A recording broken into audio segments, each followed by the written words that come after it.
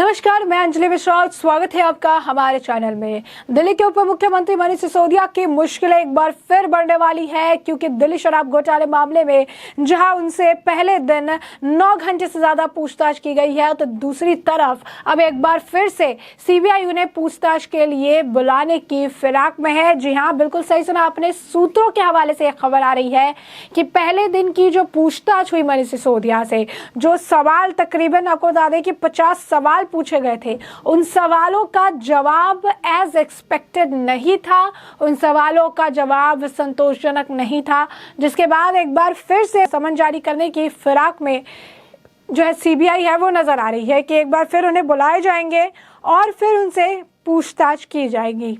क्या है पूरा मामला, विस्तार से समझ लीजिए। शराब नीति घोटाले मामले में सीबीआई ने उप मुख्यमंत्री मनीष सिसोदिया के जवाबों को जो है असंतुष्ट नजर आए। उन्होंने से जवाबों से संतुष्ट नहीं है, इसीलिए वो सिसोदिया को फिर से पूछताछ के लिए समन भेजने का विचार कर रहे हैं। सीबीआई के सूत्रों का कहना है कि उनके अफसरों को दिल्ली के उप मुख्यमंत्री मनीष सिसोदिया से कोई संतोषजनक जवाब नहीं मिला। केंद्रीय जांच एजेंसी का कहना है कि इस मामले की जांच कानूनी तरीके से जारी रहेगी। दूसरे दौर की पूछताछ उनसे कुछ वीडियो साक्ष्यों को दिखाकर सवाल जो है वो पूछे जाएंगे। उल्लेखनीय है कि आम आदमी पार्टी के नेता मनीष सिसोदिया से सोमवार को ही सीबीआई ने 9 घंटे की पूछताछ की थी।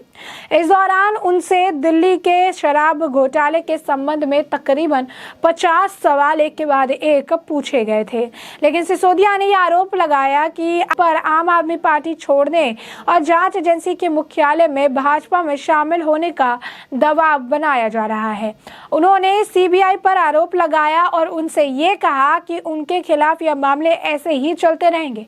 सरकार उन्हें मुख्यमंत्री बनाने को भी तैयार है। अधिकारियों ने यह भी सुझाव दिया कि अगर उन्हें पार्टी बदल ली तो उन्हें मुख्यमंत्री का पद दिया जाएगा। ये सारे बयान जो है वो कह रहे थे, तो उस दौरान के हाथ में कागज थी जिसे लेकर भी कई सारे सवाल जो है नजर आए थे। विपक्ष ने काफी सवाल रखे थे, बीजेपी के नेताओं ने भी काफी सारे सवाल इस पर जो है पूछे थे और मनीष सिसोदिया इन जवाबों को जो है नहीं दे पाए। वही सीबीआई की तरफ से भी मनीष सिसोदिया के बयान पर प्रतिक्रिया आई थी। सीबीआई ने सिसोदिया के इन आरोपों को बेबुनियाद बताते हुए कहा कि सिसोदिया से जो पूछताछ है वो कानूनी तरीके से हुई है। उनसे केवल घोटाले के संबंध में एफआईआर से जुड़े पहलुओं पर ही सवाल पूछे गए हैं। देख सकते हैं किस तरीके से मनीष सिसोदिया जो है गलत ठहरा रहे थे कि कह रहे थे कि जो है मेरे से पूछताछ में ये कहा गया, दबाव डाला गया, सारी बातें ये कह रहे थे। यानी कहीं ना कहीं एक तरह से जांच एजेंसी पर भी प्रेशर बनाने का मामला है कि जिस तरीके से अब ये गए उस वक्त भी इन्होंने पूरा माहौल बनाया कि इन्होंने रैली निकाली, भगत सिंह के साथ तस्वीरें इन्होंने अपनी छपवाई, गाने लगवाए कि आज़ादी को चली बयाने, सॉन्ग उन्होंने चलाया, पूरा माहौल उन्होंने बनाया और उसके बाद उनकी गिरफ्तारी नहीं हुई, जो कि इन्हें लग रहा था। पूरी आम आदमी पार्टी एक सुर से दावा कर रही थी कि इनकी गिरफ्तारी होगी, लेकिन इनकी गिरफ्तारी नहीं हुई। यानी पासा इनका पलट गया। अब इन्हें ये तकलीफ थी कि आखिर गिरफ्तारी क्यों नहीं हुई, गिरफ्तार करना था। तो ये हर चीज़ जो है अपने अकॉर्डिंगली चाहते हैं, अपने कन्वीनियंट के हिसाब से चाहते हैं कि गिरफ्तार होना चाहिए था। उसके बाद भी इन्होंने कुछ सोच के रखा हो गिरफ्तारी होगा तो हम ये करेंगे, गिरफ्तारी नहीं हुई तो इनका जो प्लान था वो भी फ्लॉप हो गया। वही दूसरी तरफ जो जिस तरीके के बयान मनीष सिसोदिया द्वारा दिए गए, उसके बाद बीजेपी नेता कपिल मिश्रा ने कहा था कि लाई डिटेक्टर टेस्ट के लिए मनीष सिसोदिया को तैयार जो है रखना चाहिए। वही कांग्रेस को भी उन्होंने बताया कि साजिश इसमें कांग्रेस भी रच रही है। फिर मनीष सिसोदिया ने कहा कि अगर उनके पास सबूत है तो इन्होंने मुझे गिरफ्तार क्यों नहीं किया। तो ये साफ तौर पर देख सकते हैं अपने ही कंट्राडिक्टरी स्टेटमेंट्स हैं इनके। एक बार कहते हैं कि मुझे गिरफ्तार करेंगे, ये जो समन जारी किया गया है गिरफ्तारी का समन है, पूछताछ का नहीं। जब इन्हें गिरफ्तार नहीं किया जाता है, जो पूछताछ जिसका समन भेजा गया था वही बस पूछताछ की जाती है, तब भी इन्हें तकलीफ है कि अच्छा गिरफ्तार क्यों नहीं किया, मेरे खिलाफ सबूत है। तो इनका ये है कि जो सरकारी जांच एजेंसियां हैं वो इनके हिसाब से काम करे। इन्हें जो प्लान किया है कि गिरफ्तारी होनी चाहिए तो गिरफ्तार इन्हें करे, ताकि आगे का प्लान एज शेड्यूल जो है चल सके, लेकिन ऐसा नहीं हो पाया।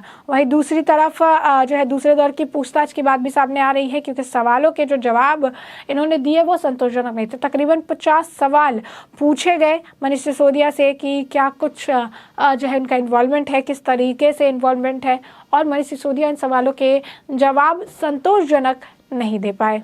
वही दूसरी तरफ आपको बता दें कि जब सीबीआई द्वारा पूछताछ के लिए समन जारी किया गया था, उसके बाद भी बैक टू बैक ट्वीट्स जो है किए गए थे। मनीष सिसोदिया की भी तरफ से अपने आप को बेकसूर बताया गया था, कहा गया था कि मैंने कुछ नहीं किया, मेरे खिलाफ फर्जी इन्होंने मामला बनाया है, ये पूरा फर्जी माहौल मेरे खिलाफ ये बनाने का प्रयास कर रहे हैं। वही अरविंद केजरीवाल ने भी ट्वीट करके लिखा था कि मनीष के घर से कुछ नहीं मिला, मनीष को फंसाने की कोशिश की जा रही है, मनीष के साथ जो है ये गलत कर रहे हैं, अन्याय कर रहे हैं।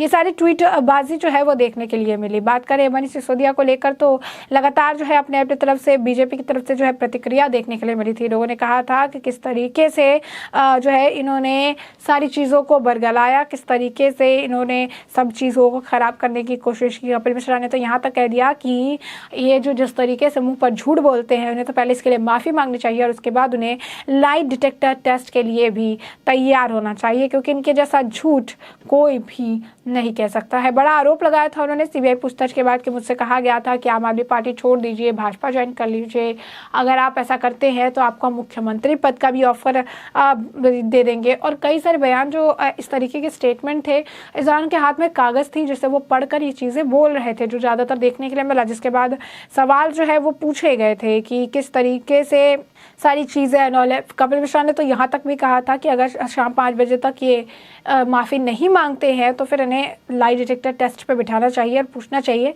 कि सीबीआई के खिलाफ इस तरीके के गलत बातें, इस तरीके की गलत धारणा जो ये बनाने की कोशिश कर रहे हैं, इसके पीछे का आखिर कारण क्या है। तो ये आप देख सकते हैं मनीष सिसोदिया पूरा जो है माहौल दूसरी तरफ ले जाने के लिए, जो मेन मुद्दा है उसे भटकाने के लिए कर रहे हैं, जो शुरुआत से आम आदमी पार्टी करती नजर आई है।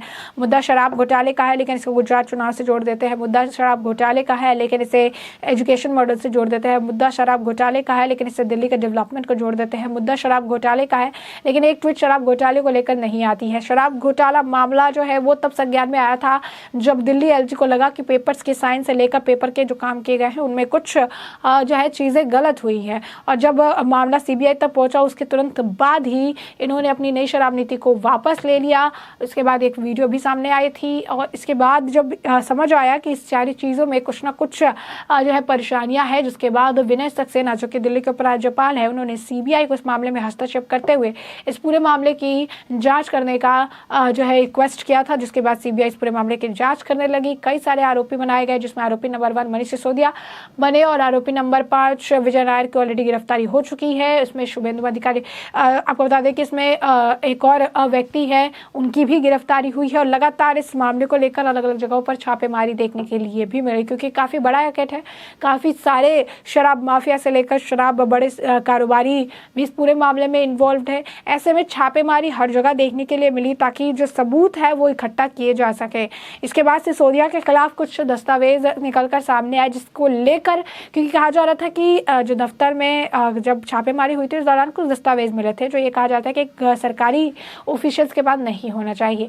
इसके बाद सिसोदिया को भी पूछताछ के लिए बुलाया गया। 9 घंटे चली है कल पूछताछ और इस पूछताछ में कम से कम 50 सवाल पूछे गए हैं, लेकिन उन सवालों के जवाब सिसोदिया नहीं दे पाए। और ये इसीलिए कहा जा सकता है कि जो जवाब सिसोदिया ने दिए उन्हें भी आइडिया था कि सवाल जो है संतोषजनक नहीं है और एक बार फिर उन्हें बुलाया जा सकता है। और इसीलिए उन्होंने पूरे मामले से लोगों को भटकाने के लिए, बरगलाने के लिए, मैनिपुलेट करने के लिए बाहर आकर उन्होंने सीबीआई के खिलाफ झूठे आरोपों की बौछार कर दी।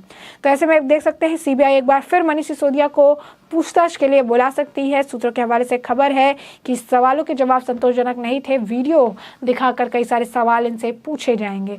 तो ऐसे में हमने आपको पूरा मामला विस्तार से बताया कि पूरा मामला क्या है और अब इस मामले पर आपकी जो राय है कमेंट सेक्शन में कमेंट करके जरूर बताएं।